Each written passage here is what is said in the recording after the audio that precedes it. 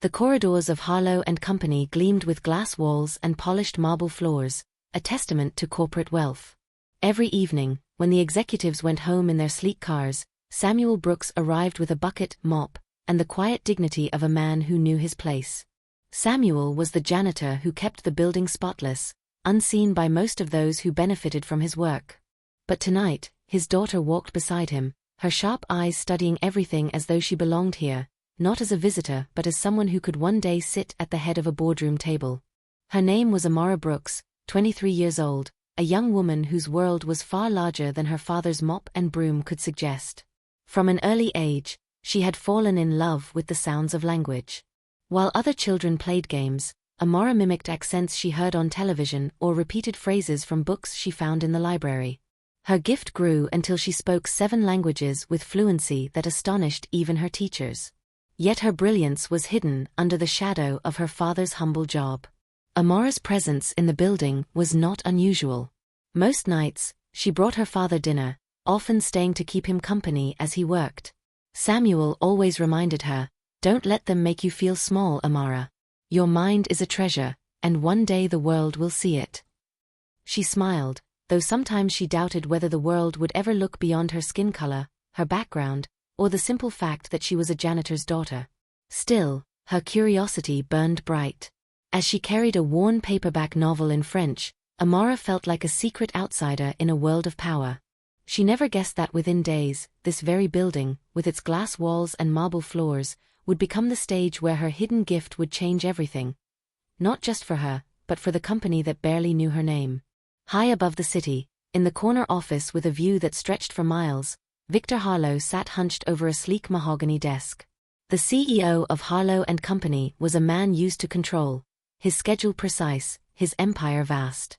Yet tonight, his hands trembled slightly as he skimmed the financial reports glowing on his laptop screen. Numbers that once promised stability now spelled danger.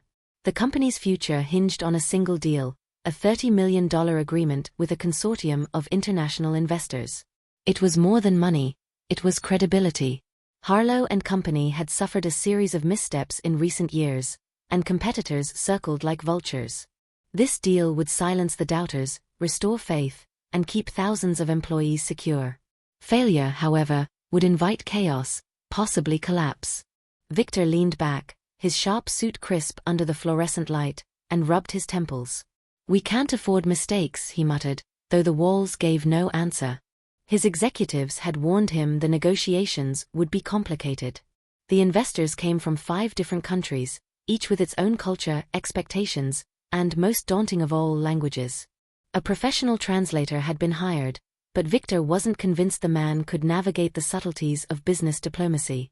Words were more than words. A misplaced phrase could offend, a missed nuance could destroy trust.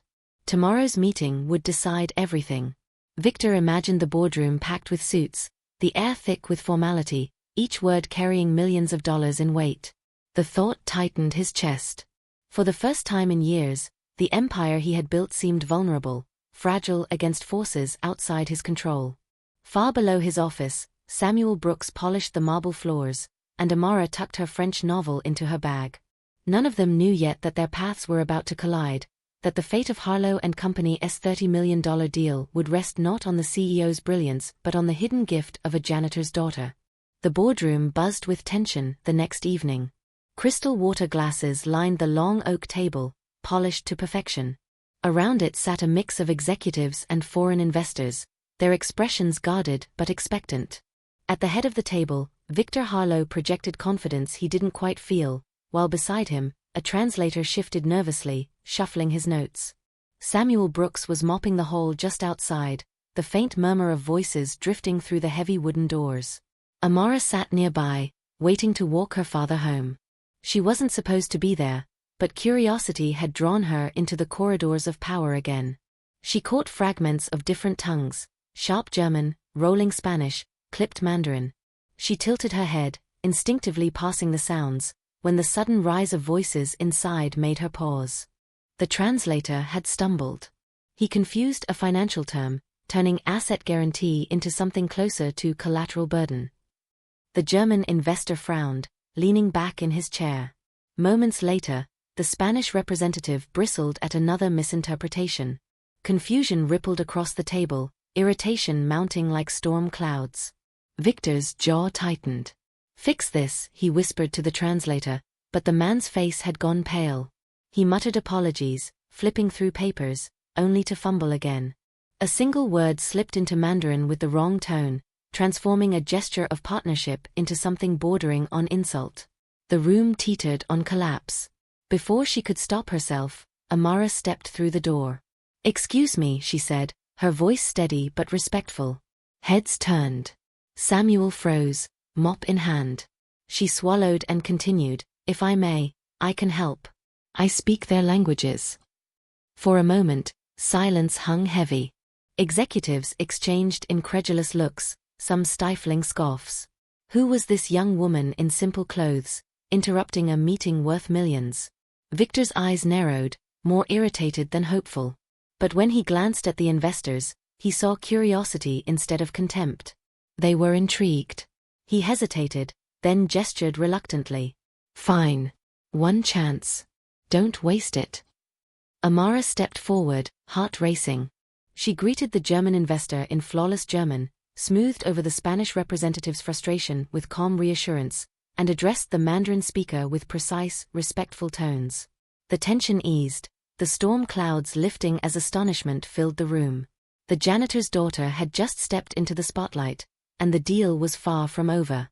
Amara stood at the head of the boardroom table, her palms flat against the smooth oak surface. The room had shifted. What began as skepticism now brimmed with quiet awe. For the first time that evening, the investors leaned forward, eager to listen. She drew in a steadying breath, her mind racing through the years of study that had brought her here. The dog-eared grammar books, the endless nights repeating verb conjugations, the hours spent with international students at the library café. She began with French, effortlessly translating a technical phrase about projected revenues. Her tone was clear, her choice of words precise. The French investor's eyes lit up, he nodded, jotting notes. Without pause, she pivoted to Arabic, weaving diplomacy into the discussion of risk-sharing. Her cadence carried the warmth of cultural respect, and the Middle Eastern representative smiled for the first time that evening. The challenge grew as the German investor pressed aggressively about penalties for late delivery. Amara matched his intensity, her German sharp and authoritative, leaving no room for misinterpretation. Then she softened her approach in Spanish, assuring another investor of the company's commitment to transparency, her accent fluid, her words flowing like a native's. Each language unlocked another door, another strand of trust weaving into a stronger rope. The translator sat stunned, his notes limp in his hands. The executives exchanged glances, half astonishment, half embarrassment that a janitor's daughter was saving a deal their elite planning had nearly destroyed. Victor Harlow, though still wary, felt a spark of relief. The investors, who had been on the verge of walking out, now leaned toward one another, murmuring with approval. The room pulsed with possibility again. But for Amara, it wasn't just about words. It was about belonging. For years she had straddled two worlds, the modest holes where her father worked and the lofty towers of those in power. Tonight, those worlds collided. Every language she spoke was a bridge, every phrase proof that knowledge and determination mattered more than pedigree. When she finally paused, the silence that followed wasn't hostile but reverent. 7 languages had turned tension into trust. And for the first time, Amara realized her voice carried the weight to reshape destinies. Victor Harlow leaned back in his chair, watching the scene unfold with a mixture of disbelief and admiration. Just minutes earlier, the deal had been slipping through his fingers, his reputation hanging by a thread. Now, thanks to the calm, commanding presence of a janitor's daughter, the boardroom had been pulled back from the edge. He adjusted his cufflinks, trying to mask the tremor in his hands. This girl, this young woman, was accomplishing in minutes what his entire team of polished consultants had failed to secure in weeks. The investors were no longer speaking past one another. Instead, they were engaged, nodding, even smiling as Amara guided the conversation like a conductor leading a symphony. Her translations weren't stiff or mechanical, they carried tone, empathy, and respect. It was as though she wasn't just relaying words but channeling intent. Victor's eyes narrowed. Who exactly was she? He'd seen Samuel Brooks countless times, head bent over his mop, silent in the hallways. But he had never considered the man's family. That his daughter could stand here, commanding the respect of billionaires, unsettled him. It wasn't supposed to happen this way. Power usually stayed within carefully guarded circles. Yet here she was, redefining the rules. An investor leaned toward Victor. "Your company shows remarkable cultural awareness," the man remarked, his accent thick but approving. "It makes me more confident in this partnership." Victor forced a smile. "Of course," he replied smoothly, though inside he knew the credit belonged to Amara. He studied her again, the way she shifted seamlessly between Spanish and Mandarin, her posture straight, her tone unflinching. She wasn't intimidated by wealth or status. She spoke as though she belonged at the table. For the first time, Victor wondered if perhaps she did. Still, doubt lingered. Could he trust her beyond this moment? Was her brilliance a spark or a flame? As the meeting wound down, the investors left with measured optimism. The deal was not yet signed, but the balance had tilted back in Harlow and Company's favor. Victor turned to Amara, his expression unreadable. "Stay after," he said quietly. Amara's heart skipped. In that instant, she realized she was no longer invisible. She had entered Victor Harlow's world, and there was no going back. When the last investor's footsteps faded and the heavy boardroom doors shut, silence filled the room like a weight. Amara stood near the far end of the table, her hands clasped in front of her, unsure whether to feel proud or nervous. Her father lingered by the door, gripping the handle as though he could shield her from whatever was coming next. Victor Harlow remained seated, his sharp gaze fixed on her. The city lights behind him glittered like 1,000 eyes, watching. He drummed his fingers once against the table before speaking. "Who are you?" His tone wasn't curious, it was demanding. Amara swallowed. "I'm Amara Brooks. My father works here." Victor's eyes flicked briefly to Samuel, then back to her. "A janitor's daughter," he murmured, almost to himself. "And yet you walk into my boardroom and handle negotiations worth millions." He leaned forward, his elbows resting on the table. "How many languages was that?" 5, 6, 7, Amara said softly, lifting her chin despite her pounding heart. "French, Spanish, German, Arabic, Mandarin, Swahili, and English." Victor's brows rose. "Impressive." He let the word hang in the air, cold and calculated. "But I don't trust surprises, Miss Brooks. Especially not in my company." Samuel stepped forward quickly. "Sir, she meant no disrespect. She was only trying to help." Victor raised a hand, silencing him. His eyes never left Amara. "Help you did. But you must understand the position you've put me in.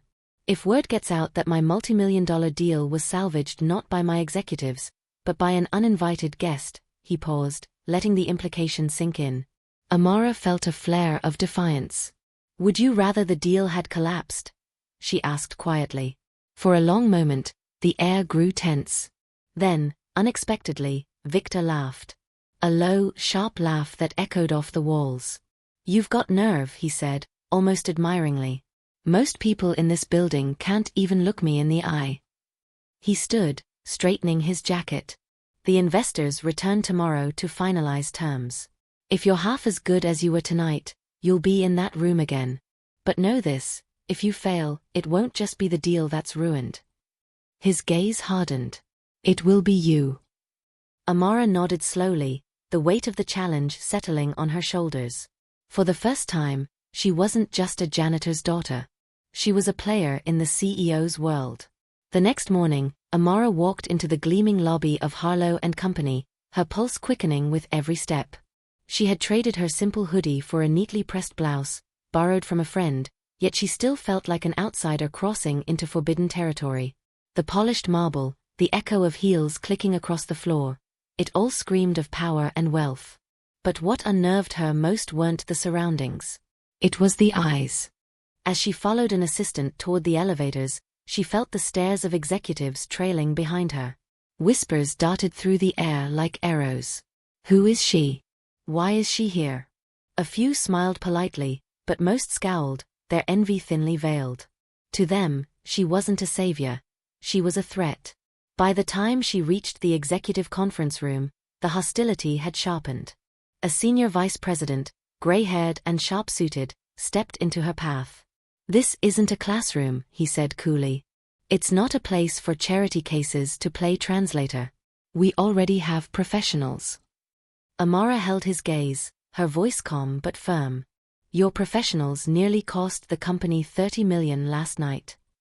A ripple of gasps followed. The man's face reddened, but before he could retort, Victor Harlow appeared. "Enough," he said sharply, silencing the room. His eyes swept over the executives, then landed on Amara. "She's here because I want her here. Question my decision again, and you're questioning me." The tension cracked like glass. No one dared speak. Victor motioned for Amara to follow him inside. Yet as she walked past the circle of executives, she caught the flicker of resentment in their eyes. She had one entry into the room, but it was clear, if she faltered even once they would pounce. Inside, Victor leaned closer. "They don't trust you," he said bluntly. "Prove them wrong." Amara drew in a slow breath, her father's voice echoing in her mind. "Stand tall, even when they try to make you feel small." She straightened her shoulders, ready to face the storm. The janitor's daughter was no longer invisible. But now, she was a target. The boardroom felt heavier than the night before.